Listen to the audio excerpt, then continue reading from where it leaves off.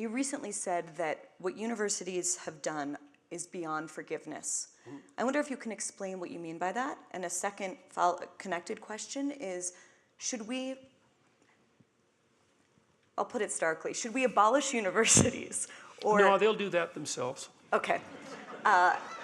Let's hear a little bit about what they've done that you think renders them beyond forgiveness. Well,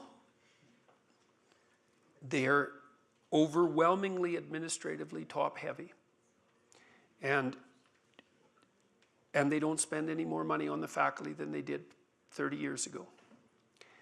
And the cost of that administrative top-heaviness, which is well documented, not by me, by other people, and it's been that way, it's been accelerating over the last 20 years, has been a radical increase in tuition fees, especially compared to the radical decrease in price of most things over the last 20 years. Now, so they've become administratively top-heavy. The way, and this is especially true in the United States, the way that's been managed is that unsuspecting students are given free access to student loans that will cripple them through their 30s and their 40s. And the universities are enticing them to extend their carefree adolescence for a 4-year period at the cost of mortgaging their future earnings in a deal that does not allow for escape through bankruptcy. So it's essentially a form of indentured servitude. There's no excuse whatsoever for that. It means the administrators have learned how to pick the future pockets of their students. And because they also view them in some sense as sacred cash cows and fragile, let's say, because you might wonder why the students are being treated like they're so fragile. It's like, well, we don't want them to drop out now, do we? And we can't, if they drop out, then we don't get our hands on their future earnings in a way that they can't escape from.